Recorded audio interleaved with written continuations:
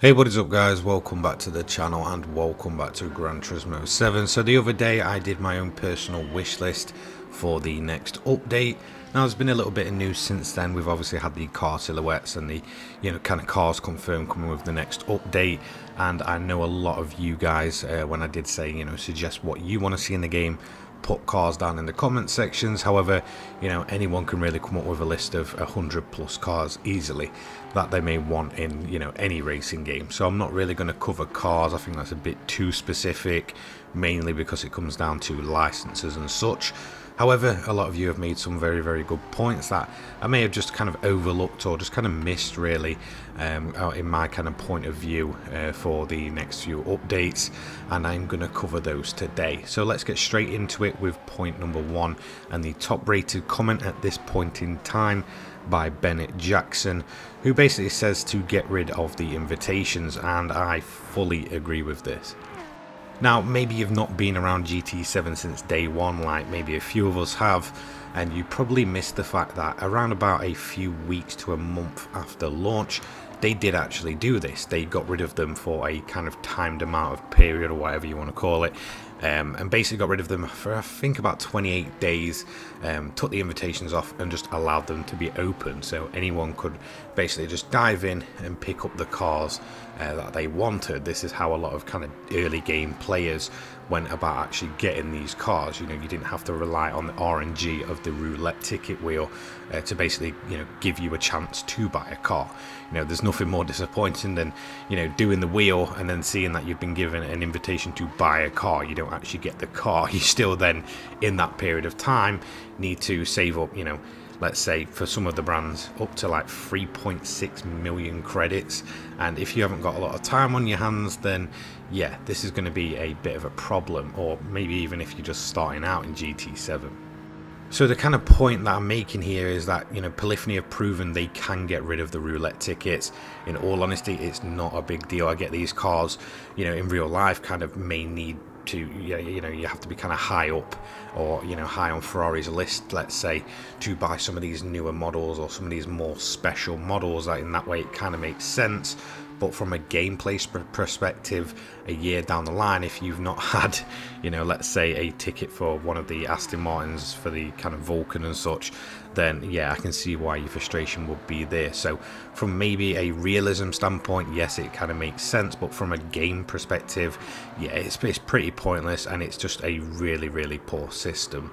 To be quite honest, if they were adamant of keeping this in and hadn't already shown that they can remove them, which I personally think they should, then the other way to do it would be maybe kind of rack up your mileage with that certain brand, and then that gives you the invite after you've say done, I don't know, let's say anywhere from 200 to 500 miles with that brand. You then get the invitation to buy the car. So maybe make it like something you could either earn and feel rewarded for, kind of Aston Martin's recognise that you've been driving their cars in the game and such, and instead of kind of RNG based. Again, a lot of people just do not like the fact that that roulette wheel is not only unfair and kind of I guess centered around giving the weakest reward, let's say 95% of the time, and obviously the fact that yeah, it's just not a very good system from a gameplay point. So Bennett Jackson, I fully agree. The fact that they've already gotten rid of them only for a set period of time before kind of proves that they're not really needed in game, and they can turn them off if they want to. And the fact that they've not done it since, yeah, it's not really a good look, considering people are literally just waiting for the invitation, playing day in day out, just to never ever get that invitation. So let's go over to Big Sarge next. Again, another one of the top rated comments at the time of making this video. He's got a few there. He says fix or get rid of the roulette system. Again, if we're going entirely off of the roulette system, it was in GT Sport and it was much more fair. You got a car a day, and even if it was a duplicate, at least you're getting something worthwhile for putting that time in. Look, don't get me wrong, it doesn't take a lot of time to get the roulette ticket to trigger. It's around about what, 26 or 28 miles each and every day. It's not really much, but at least you're kind of getting rewarded for logging in each day and actually playing the game. Whereas the most of the time, you're not really going to be, I guess, triggered to play the game late game. If you're just going to come back to 5 to 10,000 credits a day. It's literally nothing in terms of the economy of this game, so it definitely needs improving. It's been around for a while, it's been criticized for over a year now, and still really it's not improved at all. So fully agree there. His next point is get rid of dealer invites. We've obviously covered this one, so I'm not going to go into that one again. And then his third point is more tracks and championships. Now the championships one I fully agree with. They're enjoyable. It's good to kind of have a point system, anywhere from 3 to 5 races over a championship, just enough for single player, and it's just kind of enjoyable to, you know, battle it out with some of these cars over I guess a longer period of time than just a single race. In terms of the tracks, look, yeah, I kind of get it. You know, I think we all want certain tracks and want more tracks in the game, but to begin with, there really isn't a lack of tracks. Let's be honest, there's a lot of tracks in this game. You go to any other racing game, there's probably half of what's in GT7 currently, if that. You know, they'll just be kind of, I guess, reversed and all that kind of stuff. But then again, you know, the locations we do have different layouts there, so there is a lot of different tracks and track combinations already in the game. But we certainly need to see some, I guess, more either legendary tracks, you know, from previous GT games, or some, you know, absolute banger of a tracks that we don't really see anywhere else. But yeah, I mean, at the end of the day, the thing that I can just say when it comes to this is, look, it probably does take a lot of time to get these tracks as detailed as they are, so I can understand why it may take a while. But yeah, certainly, you know, more tracks in the future. I wouldn't necessarily expect them as often. You know, let's be honest, we had one in February, we then had more layouts in March, so we're a couple of months down the line. So hopefully we either get more layouts on a completely different track, or maybe next month I'd probably say we should start looking into maybe getting another track return into the game, or a brand new track entirely. So look, yeah, it just takes a lot of time, and at the end of the day I've got to kind of respect that in a way, because these are some massively detailed tracks. It's not just an overnight job. Then he does say increase the payouts of endurance races. Yeah, fully agree. To be quite honest, the kind of 4 main ones, they're fine as they are. You know, I think that's a pretty fair payout, if not overly fair for maybe some of them. Maybe not too overly fair if we look at the economy as a whole. But yeah, in terms of some of the other ones that have kind of been left out, maybe some of the Super Formula ones, some of the over 800 events, again, the payouts just too low. I did make a video, I think around about Christmas time last year, basically looking at the state of the economy and how it just doesn't really make sense across the board. For me personally, they need to make it make sense across all events, not just the odd few. Therefore, it gives us more replayability, allows us to kind of explore different events, different car types and such.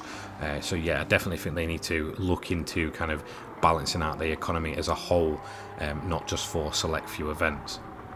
Now here's one that I've not seen spoken about, I guess, by too many people. I have when I've kind of been talking to people in person, but I've not really seen it in comments and such. But this one I fully agree with. That this is by Danny Garcia.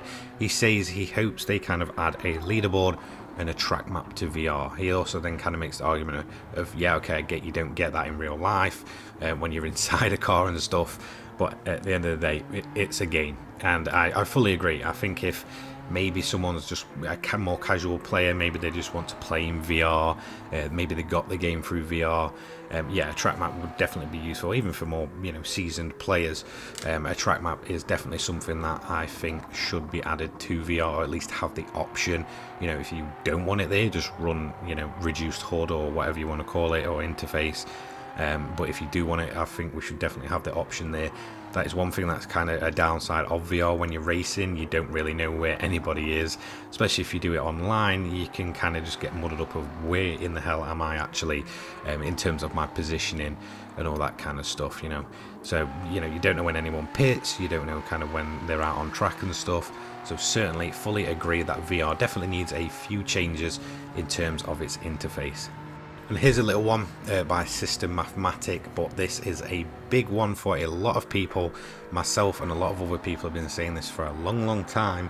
We need an indicator that our clean race bonus is just still intact. You know, there's a lot of events where you may slightly go off, or you may kind of do what you think's a perfect run, but your clean race bonus isn't there at the end. This is certainly something that we definitely need to know. I think in terms of longer events, it just allows us to, you know, kind of know it's there still, be more kind of cautious, and just kind of figure out, you know, if we do lose it, where we've lost it, at least then we kind of know for next time.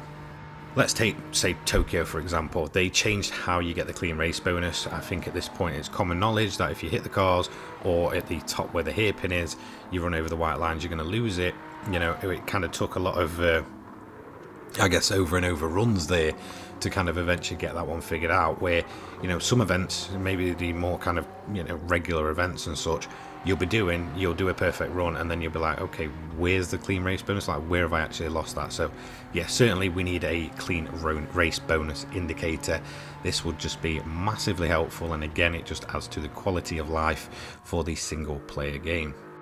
James Babbitt makes a point next, and this is one that I fully agree with. The fact that he kind of wants it to be so road cars can be built to, let's say, GT3 or GT4 spec, and I fully agree with this. This is something that I regularly do. I mean, if you're kind of looking at the Jaguar in the background, I've kind of wanted to build it to a Le Mans styled spec, you know, an LM spec, whatever Gran Turismo will class it as, and obviously, you know, inside it's still fully a road car. You know, the ability to be able to get these road cars and basically turn them into that kind of spec would be absolutely fantastic. If we take the Porsche 911 Turbo, which can get the RSR engine in it, even when you're putting these race engines and stuff in some of these cars, yeah, it still specs it as a road car. So again, it's just kind of strange, and being able to have the ability to build up a car to a certain spec will be absolutely awesome, and does basically, I guess, give us more options in those classes. You know, it's all good having, you know, you can race these cars in a GT3 or whatever, but being able to build them ourselves and have, you know, different wacky GT3 builds or GT1 builds or whatever from way back in the day would be fantastic. And I certainly agree this will be a massive improvement, and I think it's oversighted by a lot of people. You know, I think this was something that was kind of in the likes of, I believe, Need for Speed Shift back in the day, where you could essentially get your starter car starting out as a road car, and by the end of the game, if you wanted to carry that car all the way through, you could essentially have a fully specced out GT machine. It kind of stripped out interior, the lot. It was absolutely awesome just watching this car transform over time, and I certainly think this is something where, you know, Gran Turismo could quite, you know, easily make such a good system in terms of that as well. So there we have it. Those are just some of the very good suggestions from you guys. It's really quite surprising just to see how many things I kind of overlook when I'm making the video. So like, I'll be kind of making my own personal wish list, and then, you know, I'll just forget about things, or I forget to jot them down when I'm making my list of things I want in this game, and then realize that you guys are basically wanting the same things. It's just, yeah, absolutely crazy. So it does seem that there is a general, I guess, want for certain things in the game. There is kind of a running theme that a lot of people want certain things, and I could not agree more. So thank you so much for your suggestions. Obviously this is a video that I do each and every time before an update, so yeah, I cannot thank you guys enough, and I will see you all later on. Have a fantastic day, guys. Peace.